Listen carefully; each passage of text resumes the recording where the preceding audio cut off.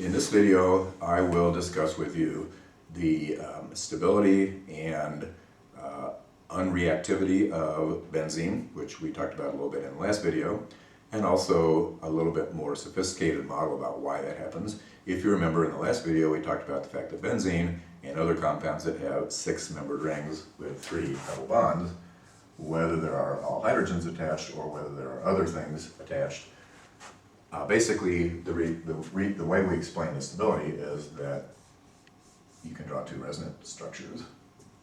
Okay. And therefore that explains why it's stable. And that's not a real satisfactory explanation because there are lots of other things that you can draw 2 resonant structures for. In fact, that you can draw more than 2 resonant structures for that are not aromatic, that are not nearly as stable as benzene. So the fact that you can draw 2 resonant structures for it, not very satisfactory. And by the way, that's part of the whole model number 1, which is just looking at Lewis dot structures and drawing resonant structures. What we want to do today is look at look a little bit deeper into the orbitals, both atomic and molecular, and see if we can maybe explain better why it's so stable and unreactive. So let's look at model number 2 for a minute, and what I will do is draw the Lewis dot structure in a little bit more detail here. 6 carbons in a 6-membered ring, 3 double bonds and 3 single bonds, conjugated double, single, double, single, double, single. And let's just put hydrogens on each of those carbons for simplicity's sake. We know that, of course, there can be other things attached there besides hydrogens, but just to keep it simple for the moment, let's just put hydrogens on there. And what I want you to do then is draw the balloon picture, quote balloon picture, which technically is called the overlap of atomic orbital model, and see if you can just draw the balloon picture. Okay, I will ask you to pause the video here for a minute and see if you can draw the atomic orbital picture. Welcome back. I hope you paused the video and drew a balloon picture for benzene. I will go ahead and do it for you real quickly here and see if it confirms what you drew. This, by the way, is still just another picture for model number 1. What I want to do is draw model number 2. And what we realize is that each of those carbons is sp3 hybridized, so it has an sp3 pointing out that way, sp2 hybridized, has an sp2 pointing out that way, and sp2 that way, and sp2 back behind, and then a p orbital sticking straight up and down. So that's the balloon picture for each of the 6 carbons, and then each one is adjacent to another sp2 hybridized carbon, and we can just go right around the ring, overlapping sp2 carbons,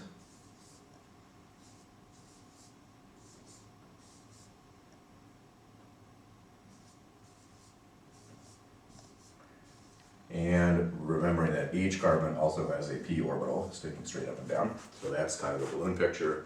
6 sigma bonds all the way around, overlapping these sp2, sp2, and a pair of electrons in each of those sigma bonds. Hydrogen attached to each of these other sp2 orbitals sticking out around the ring. Pair of electrons, pair of electrons, pair of electrons, pair of electrons, pair of electrons, pair of electrons. But then we have these p orbitals sticking up and down all around the ring, each one sticking straight up and down. So there's a p orbital here, a p orbital here, a p orbital here, a p orbital here, a p orbital here, a p orbital here. How many electrons are in each of those? Well, if this constitutes a double bond, there'd be 1 in each, and they'd be overlapping above and below. If this constitutes a double bond, there'd be 1 in each, overlapping above and below. If this constitutes a double bond, there'd be 1 in each, and they'd be overlapping above and below. But what we notice is that they also overlap this way, and this way, and this way. Now that looks like a mess the way I've drawn it. I'm going to redraw that for you, not showing all of the sp2 orbitals. So basically, I'm going to draw the 6-membered ring just using the sort of polygon type diagram. And the hydrogens pointing out, those are also sigma bonds just overlapping sp2 orbitals with the s orbitals on hydrogen, but then I'm going to draw the p orbitals explicitly one up and one down at each of those carbons, and then show that they overlap all the way around above and all the way around below as well. And so we have essentially 6 p orbitals in a 6-membered ring, all overlapping all the way around. So those 6 electrons in those p orbitals, 1, 2, 3, 4, 5, 6, are all in fact delocalized, and they're spread out over all 6 carbons, and so that's a highly delocalized molecule. And if you remember, in model number 2, essentially we explained stability of molecules by saying, well, the electrons are delocalized. They can spread out over more than one carbon atom. Even better if they can spread out over more than 2. In this case, the electrons are spread out over all 6 of those carbon atoms, and that therefore provides stability, and that explains why benzene is so stable. That's really it for model number 2. We want to get a little bit more sophisticated now and talk about model number 3. So what I want you to do is what we did in the last chapter when we talked about conjugation, and you learn how to do this for model number 3, which is the molecular orbital model.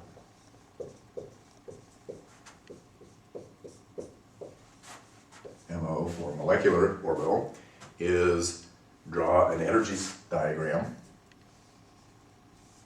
with sigma orbitals, sigma star orbitals, pi orbitals, and pi star orbitals. Notice in benzene, the molecule, there are no lone pairs, so there won't be any n orbitals in the middle.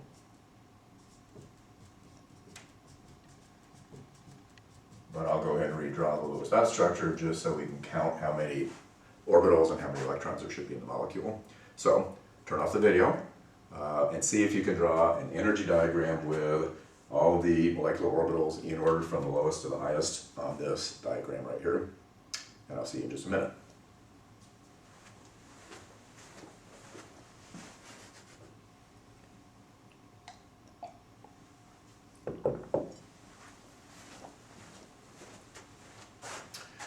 Okay, so let's review how we do molecular orbital schemes.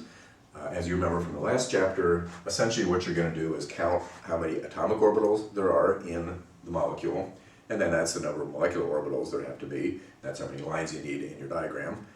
And then specifically we're going to count how many pi molecular orbitals should there be, and basically everything else is sigma, and we'll divide them in half. Half of the sigmas at the bottom and half of it at the top. So let's first of all count how many total molecular orbitals should there be in the diagram.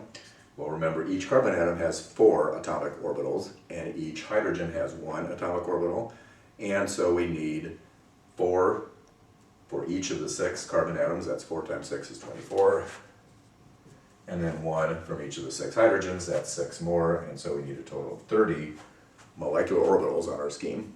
Okay, so we'll have 30 lines on here. How many of those will be pi molecular orbitals? Well, think carefully how many p atomic orbitals were there in that balloon picture we drew a minute ago. How many p orbitals pointing up and down on each of those carbon atoms? The answer is 1 on each of the 6 carbons, so there were 6 p atomic orbitals, which means there have to be 6 pi atomic orbitals. Okay, so this is all together, 6 of them are pi orbitals, and therefore, what is that, 24 of them will be sigma orbitals. Since 24 of them are sigma orbitals, essentially we'll have 12 at the bottom. 2, 3, 4, 5, 6, 7, 8, 9, 10, 11, 12. Total of 12 sigma orbitals at the bottom. And a total of 1, 2, 3, 4, 5, 6, 7, 8, 9, 10, 11, 12 sigma star orbitals at the top. And now the fact is they're not all the same as each other. Some of the sigmas are sigma sp2s orbitals, and some of the sigma orbitals are sp2 orbitals, but they're all the way down to the bottom. They're not really that interesting. We don't care about them that much. We just know that there are 12 of them, and furthermore there are 12 sigma star orbitals at the top. Just to review, how did we get 12? Well, we know that there are 30 orbitals altogether. 6 of them are pi orbitals. We subtract to get 24 sigma orbitals, and then we divide that in half because we know half of them have to be at the bottom and half of them have to be at the top. And the ones at the top are always antibonding, and so we label them as sigma star. But now let's get to the interesting part. How many? We said that there are 6 pi molecular orbitals. We know that they're going to be in between here, and when we talked about conjugated dienes and trienes and so on, essentially the pi orbitals just marched right up the page, 1, 2, 3, 4, 5, 6, or however many there happen to be, like the rungs on a ladder. Is that also true for cyclic conjugated systems in which they're conjugated all the way around? Nope. Interestingly enough, what you're going to have is one low pi orbital, and then you're going to have two equal energy pi orbitals. And these are degenerate orbitals, same energy as each other, but different orbitals. We could label one of them pi and the other one pi, but they're the same as each other. You also could draw them as like that, right on top of each other, same energy, just like we did with these right here. But it's kind of traditional, rather than drawing them right on top of each other, to spread them out side by side like that. So that's three of our pi orbitals. We still have three more. We have two more that are pi star orbitals that are degenerate, so that they're the same energy as each other. And then the sixth one is yet up here. So instead of six of them marching 1, 2, 3, 4, 5, 6, you have them marching one, and then two more, and then two more, and then one at the top. Notice one little trick here, and this is kind of cool how this works. It's not really, there's not really no theory behind it, it just works out this way. If you connect the middle of each one of these 6 lines, what do you get? Wow, magically you get what looks like a 6-membered ring. That's what's called a Frost circle, and we will refer to that again later when we learn about other aromatic compounds that don't have 6 carbons, and yet the Frost circle thing still works. In any case, we've now constructed a molecular orbital scheme for benzene. We also have to put in the electrons. So where are the electrons going to go? At least in the ground state, we know that we have to fill them up from the bottom. That's the Aufbau principle. So how many electrons altogether to go into this diagram? Well, if you count pairs of electrons, in other words, count bonds, it's 2, 4, 6, 8, 10, 12, 14, 16, 18, 20, 22, 24, 26, 28, 30. 30 electrons. Kind of makes sense, right? Since we had 30 orbitals altogether. So where will they go? Well, 24 of them will go down here. I'm just going to draw big arrows like that to represent 24 electrons. Okay. I really shouldn't do that. I really should draw little pairs of electrons for each of those lines, but I'm lazy and I'm just going to leave it like that. But you know that that represents 24 electrons in those 12 sigma orbitals. And then how many more do I have? I have 6 more electrons. So I'm going to put 6 more into this scheme. 1. Oops, sorry, let's do it in red. Since I started out using red. 1, 2, 3, 4. Remember, we spread them out as much as possible in degenerate orbitals. 5, 6. So now all of our low-lying pi bonding orbitals are filled. None of the anti-bonding orbitals are filled. These are all low in energy, all paired up, everything is super, and that explains the stability of the molecule. Okay. The last thing we want to do here in this little video is actually draw what do these different pi orbitals actually look like. And if you were pressed, you could decide what do each of these sigma orbitals look like as well. I won't have you do that now or worry about it for the moment, but let's just draw 6 pi molecular orbitals based on the balloon picture for benzene. How do we do that? Well, what we're going to do is start with the lowest one, which is this one. I'm going to go ahead and call that one pi 1. And what does that look like? Well, I'm going to draw a sigma bond scheme, something like that. And what I've tried to do here is draw it so it's kind of tipped parallel to the floor, and so that I can draw the parts of the orbital above and below the ring. The lowest energy one will be spread out over the whole 6 carbons on top, and then again spread out over the whole 6 carbons on the bottom. So it looks like 2 donuts. Essentially you have 1 donut on top and 1 donut on bottom. That's all one molecular orbital. Right? If you put electrons in there, they are in that whole donut on top and the whole donut on the bottom at the same time. 2 electrons at the most can go in there because that's this orbital right here. That's the pi 1 orbital. Okay. Or if we look down on it from the top, what would that look like? Well, now I'm going to redraw it a little bit. And imagine that our eye is looking down at it from the top. It would just look like that. Okay, all one orbital. and the bottom part of it is hiding back behind the top part of it. The rest of them I'm going to draw in the same fashion right here. Okay, so our second one up is going to look like this, and we know that it's going to have, this one didn't have any nodes, at least not cutting through the plane. It had this node right in there, but they all have that one. Looking at it this way, there are no nodes in it. The next one I'm going to draw has one node in it, and it's going to cut through right here. So there, and I'm going to, just for fun, use a different color for the nodes. Here is the node for that orbital. Okay. Now notice that there's another one of that same energy. So how can we draw another molecular orbital which would also have one node because it has to have the same energy? Well, here's how we're going to do it. This is going to look a little strange. Here's the 6-membered ring. Now I'm going to make the node not go vertical and splitting that bond and splitting that bond. I'm going to make it go horizontal and split right through that carbon and right through that carbon.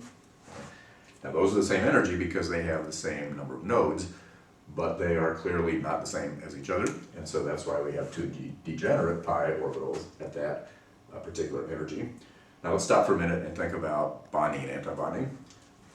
Let's go back to this one. How many of these 6 bonds in the carbon-carbon ring system, how many of those would be made stronger by an electron in this orbital? And the answer is all 6 of them, because all 6 of them have electron density continuing throughout the whole ring. So let's call this 6B to stand for 6 bonding interactions around the ring. What about in this system? Well, that one's going to be made stronger, that one's going to be made stronger, and that one all made stronger, but this bond right here will be made weaker, and that bond right there will be made weaker. And so therefore, essentially 4 bonding and 2 antibonding, and that is 2 bonding. What about this one here? This is very strange. This bond will certainly be made stronger, and this bond will be made stronger. Notice the bond is contained within the whole orbital there. But what about that bond? How do we count that one? Well, there's a node through here, so it's not like there's 2 parts of the orbital plus minus on the 2 sides of that bond. In fact, this doesn't have anything on it. And so in essence, this bond is not made stronger or weaker by an electron in this orbital. Neither is that one, neither is that one, neither is that one. There's just that one made stronger and that one made stronger. So that adds up to 2 bonding. And notice, same designation, 2 bonding here and 2 bonding there, which it has to be since they're the same energy as each other. Okay. Well, let's move up to the next level now. Again, I'm going to draw my 6-membered sigma skeleton here. But now I'm going to have 2 nodes in it, because remember, this one had 0 nodes, this one has 1 node. This level we're going to have 2 nodes. So how can we have 2 nodes in that system? Well, I can put them either one through here and one at right angles through there, or I could put the 2 nodes diagonal like that. And that's going to constitute 2 different molecular orbitals. So if I then put my lobes in here, one on there, one on there, one on there, one on there, and notice that we've gone from 1 lobe to 2 lobes to 4 lobes. And by the way, let's go ahead and put signs in here. Let's call this one, and just for fun I'm going to use a different color, positive on the top and negative on the bottom. So we'll put positive there since we're looking at it from the top. The whole thing positive all the way around. What about here? Positive, negative, since there's a node that runs there, and then the ones underneath that we can't see would be negative on the bottom and positive on the bottom of that one. Same thing here, 1 plus and 1 minus. If this is minus on the top, then it's positive on the bottom. If this is positive on the top, then it's minus on the bottom. And then what about here? Plus, minus on the top. And don't forget there are 4 more lobes underneath, which have the opposite signs as those 4 lobes.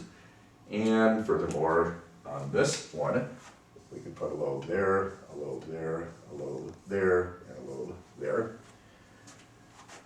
with signs like plus, minus, plus, minus. Okay, okay. Now let's figure out bonding and antibonding for those two orbitals. And again, just to review, these are two different molecular orbitals, both of which have two nodes in them. And therefore, these are these two, same energy as each other, but different molecular orbitals. They are degenerate with each other. This one clearly has that one being made stronger and that one being made stronger. So those are bonding interactions. This one weaker, this one weaker, this one weaker, and that one weaker because they have nodes actually going through them. So that's 4 antibonding and 2 bonding, net of 2 antibonding for that one. What about for this one right here? Well, this one's going to be made weaker because it has a node going through that bond. This one's going to be made weaker because it has a node going through that bond. This one's neither stronger nor weaker because it doesn't have a node going through it, but it also doesn't have an orbital extending over it. Same thing for that one, same thing for that one, same thing for that one. So this is 2 antibonding, or 2A, which again, it better work out the same since they're degenerate orbitals. They're not the same orbital, but they're the same energy and they have the same properties. And then we're ready for the 6th one, this 5-star way up here. And I think you can imagine what it's going to look like. It's going to be pretty simple. There's our sigma skeleton. We're going to have how many nodes? 3. And where are they going to go? Through there, through there, through there. And therefore our lobes are going to look like one here, one here, one here, one here, one here, one here. And then don't forget there are also 6 parts on the bottom. So pretty cool. That's one orbital, but it has 12 lobes. I think that's the first orbital you've seen that has 12 parts to it, 12 lobes. And just to complete the story, sign-wise or phase-wise, plus, minus, plus, minus, plus, minus. And then on the bottom, underneath that we can't see, there are 6 more lobes. The one under here would be positive, the one under there would be negative, and so on. So a total of 12 lobes altogether. And clearly each of these bonds in here is going to be made weaker because all 6 bonds have a node going through them, and therefore 6A, or 6 antibonding, would be our designation.